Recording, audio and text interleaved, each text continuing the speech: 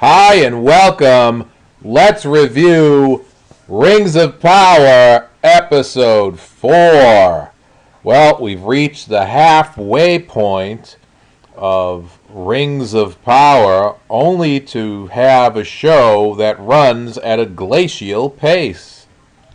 Yes, if you thought last week was slow, and you remember me lamenting about the hobbits being in here, this episode doesn't have the hobbits in it, and it's still slow. Yep, you remember last week I told you that I fell asleep during the whole Hobbit part. This one is just so boring.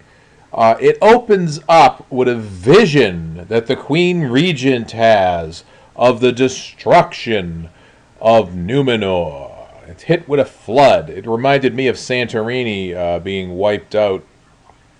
An explosion on Santorini happening in real life way back when, and that wiping out the island of Crete.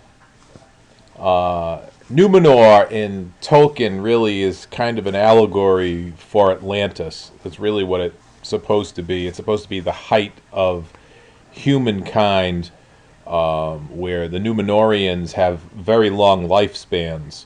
Not as long as elves, clearly, but for human beings, they have very long lifespans. They're supposed to be tall and beautiful people. Anyway, she has this vision, and so what? She has a vision, and, of the destruction of Numenor, and that's how the show starts off. But then they cut to the streets, and we have this guy complaining that it is the elves are taking their jobs from them. I was just perplexed at this one. Ordinary guild citizens of Numenor are complaining about elven ships in the harbor, but there are no elven ships in the harbor, and complaining about elves taking their jobs, yet there is only one elf on Numenor, that being Galadriel, and that's it. There are no other elves. None of this makes any sense to me. Why this is even in the show really doesn't make any sense to me. The writers really need to edit out some of this stuff that really makes no sense. So they have this whole scene with the rabble going on, and Chancellor Pharazôn comes and, smooths over the hard feelings of the crowd, which to me still don't make any sense. I had a feeling that this whole scene was allegedly or possibly contrived by the Chancellor. Whether it was or it wasn't, it still remains to be seen, but okay. It's just another scene that doesn't make any sense in the show. But alright. One of the better scenes in the show is when we meet Adar, who clearly is a tortured elf. He is referred to as the father of the orcs for whatever reason. Still wondering about that one, because last time I checked, orcs are tortured elves that were tortured by Morgoth. That's how they're created. So I'm little. This doesn't make sense to me, but okay. If we remember from the last episode, he was. We were waiting for him to show up in that episode, and he never did. And so he finally gets to meet Arondir, who I call Legolas, and he has this scene that Arondir witnesses where Adar is caring for a badly wounded orc. Okay, and he basically puts the orc out of his misery by stabbing him. And he's seen to be very mournful and stricken by this orc's death. Almost as if he knew him very closely and he died. None of this makes any sense to me. Okay, in Tolkien's works, orcs are evil. They do not care about anybody or anything. I mean, even if you watch the Peter Jackson movies, he shows how evil the orcs are. They don't care if they get killed. They're constantly fighting amongst themselves, killing each other and eating each other. Remember, meat is back on the menu again, boys. That kind of thing. So this whole piece of compassion doesn't make any sense at all in the world of Tolkien. Okay, this is just so bizarre. I was like, once again, this was a head scratcher. It made no sense to me. And so he has a, I was expecting him to interrogate Arondir, but of course that doesn't happen. No, not in this show. Instead, it's a short conversation, almost in a collegiate manner. Really ridiculous, where Adar is talking about River,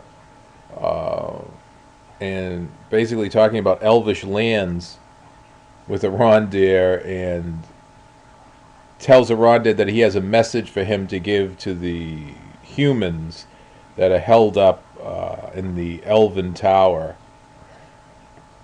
after evacuating their towns.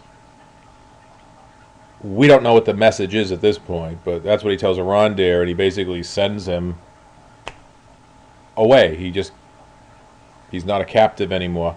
He lets him go, and to go deliver the message. And, Arondir asks Adar, "Who are you?" And he doesn't answer him. Basically doesn't tell him anything, except for what I said. So that's this big mystery of this guy that was building up in the other episode is pretty lame, I'll be honest with you.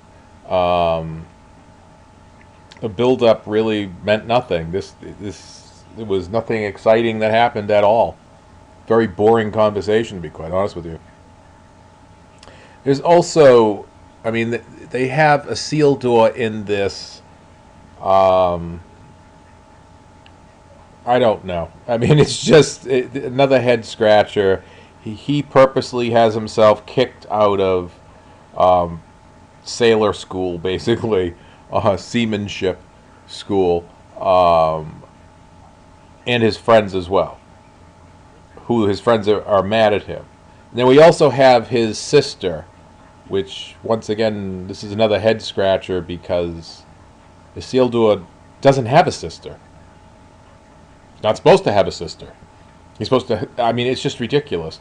But we have this whole thing of his sister in college or whatever, and she, meets some guy. The whole character doesn't belong in this show. It really is. It's basically a distraction. It has, like I said, it's a made-up character by Amazon that does nothing. Basically serves no purpose at all that I can see in this show.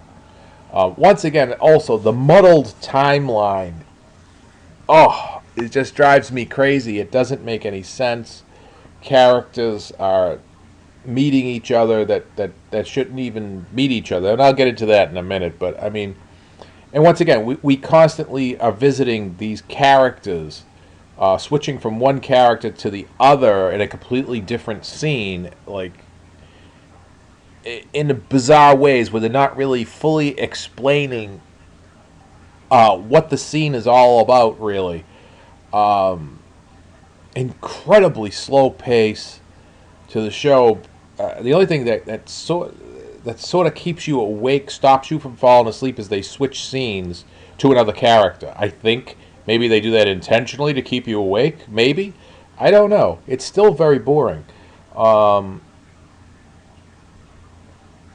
The only part of this episode that I like, and so far of the series that I like, is I actually like Elrond, and I like his scenes with the dwarves. And this is a scene with Durin's wife, where Elrond is trying to get information as to where is he? Where is Durin? Where is he hiding out? I'm looking for him.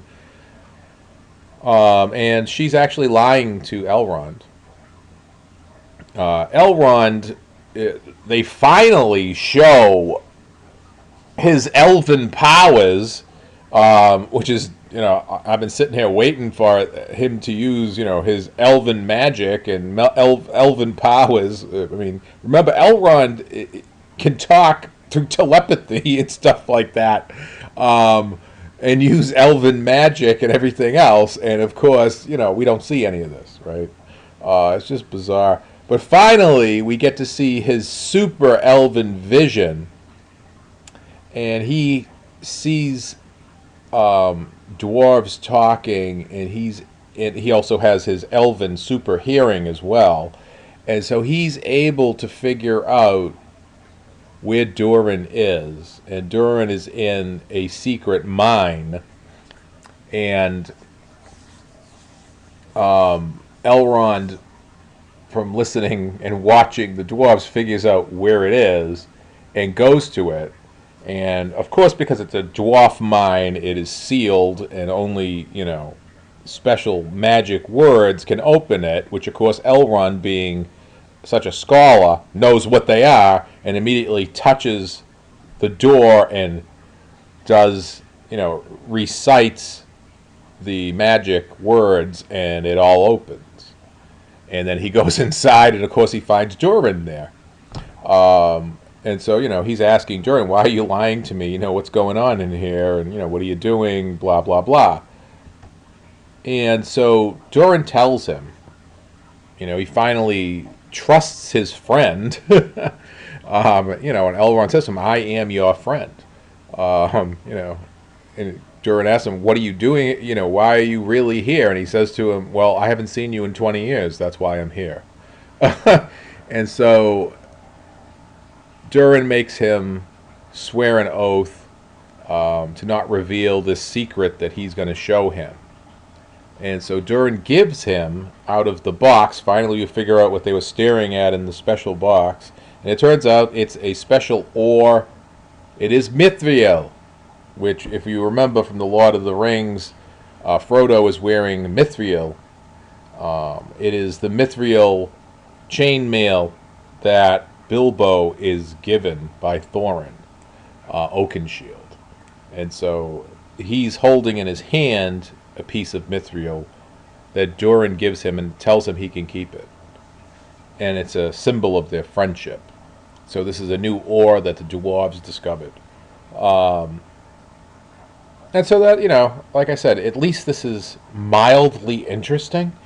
Unlike the rest of the show, which I'm literally try to stay awake watching this show. We also have this scene that happens where Theo, if you remember Browen's son, once again is fighting with orcs. The humans in the village that evacuated the village are, I guess, starving, and he and his friend go back into the villages that they evacuated to gather food. There, he's attacked by an orc. He takes out Sauron's sword, and from a cut he has, the blood leaks onto the broken sword, or the dissolved sword, if you will, and immediately makes it into Sauron's sword. Boom. And, he's fighting with the orc, and the orc says, oh, give me the sword, in a really stupid scene. The orc is literally grabbing the blade of Sauron's sword. Just ridiculous, because he would have his hand cut off immediately. So it's just, parts of this are just ridiculous. And so he hides in a well, and I don't know what happens to the sword. I think he threw it into a sack of grain or something like that, or I don't know. He's in the well, and I don't see where the sword is that he's hiding in. And so he's trying to get away from the orcs. The orcs finally, one of the orcs discovers him and is about to chop his arm off because he wants Sauron's sword. And out of nowhere, a Rondir appears. Yes, Legolas kills the orc once again by stabbing him with his sword in the nick of time. And so now him and Theo are running from the orcs that are chasing them. And so he's shooting at the orcs with his arrows. He's literally catching the arrows that are being shot at him in midair and putting them into his bow and shooting them back at the orcs. And so they're running. And then, of course, we cut away to another scene where we have Galadriel meeting with the Queen Regent and basically demanding that she bring an army to Middle-earth, a Númenórean army, to join with the elves to fight off evil in Middle-earth. And she tells him that she believes that Halbrand is the king and blah, blah, blah, and that he's in exile, blah, blah, blah. And the Queen Regent really is not listening to any of this. Basically, I mean, Galadriel just comes off as a Karen. When she doesn't get her way with the Queen, she tells the Queen that she's going to go over her head and go to her father, the king. I mean, it's a Karen wanting to talk to the manager again, right? And so she wants to do that. And, her character is so, I can't imagine anybody liking her character in this show. Every time she talks to the Queen Regent, I side with the Queen Regent because she's basically a jerk. Galadriel, I mean, she comes off as this incredible, annoying Karen type of person. It's like, just go away. Anyway, the Queen Regent had enough of her and throws her in jail. Which I'm surprised she didn't, chop her head off. Because it's just like, how dare you come and, bother me and aggravate me with this nonsense. About some guy that you were trapped on a boat with and that he's really a king and blah, blah, blah, and I don't care, Just ridiculous kind of stuff. I don't know what queen would put up with any of this or even let her in to have an audience with her. So, I mean, none of it makes any real sense if you think about this logically. I mean, she already met with the Queen. I don't think the Queen's going to give her another audience after she insulted her and everything else. So, I mean, none of this would, if this was real life, none of this makes any sense. If she barged in on the Queen again it's just ridiculous. Anyway, so she's put in jail again, and none of this makes any sense, by the way. And so she somehow she gets out of jail because the Queen wants to basically kick her off of Númenor, send her back to Middle-earth, and just go away, you irritating person.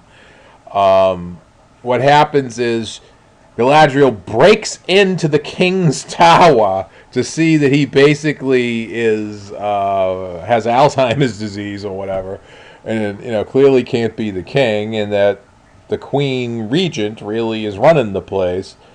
And so somehow or other these two what's the word I'm looking for? Become bonded in some bizarre way, which also doesn't make any sense. But anyway, the Queen shows her the Palantir and tells Galadriel to use it. And so Galadriel touches it and uses it, and she sees the future of Númenor being destroyed by the great giant wave of whatever, water. Anyway, once again, this is convoluted and just stupid. First off, after she broke in, if she broke into the king's chamber, she would have been immediately executed. None of this makes any sense at all. It's just really crazy. But But whatever. Okay. So now she's being banished again by the queen, and she's being taken to the boat. And this is what really doesn't make any sense. Somehow the queen decides, changes at the last minute, changes her mind because the tree, the special tree in Numenor with its white leaves are shown blowing from it like as if it's fall. If the leaves are flying through the sky. And so immediately the queen orders Galadriel back again. And she wants to raise an army for him. To send him back to Middle-earth and fight evil and restore him as the king. Of course, the real question is, and I've seen other people refer to this as well, is he really him? And is he deceiving everyone? Is he using his powers to deceive Galadriel? I don't know. Okay? I really don't know. It would be stupid if he is Sauron. Because I don't think, based on Tolkien, he should not be able to fool Galadriel or shield himself, his evil, from Galadriel, because she's supposed to be the symbol of all good. And should easily be able to see through him. Not only that, but she's telepathic and can read his mind. So, it doesn't really make any sense to me. Also, I don't think he's tall enough to be Sauron. Sauron is supposed to be larger than a human. Much larger than a human. So, I don't know. He doesn't fit the bill. First off, he's not tall enough. Second off, he's not evil in this show. There is no evil that we know of. Now, the question is, where did he get the king's symbol from? He said he took it off of a dead man, and Galadriel doesn't believe him. He could be telling the truth. He took it off a dead man that he probably killed, if he's Sauron. But I just don't... It wouldn't make any... Which is probably why he is Sauron, because the people that wrote this show obviously don't know anything about Tolkien.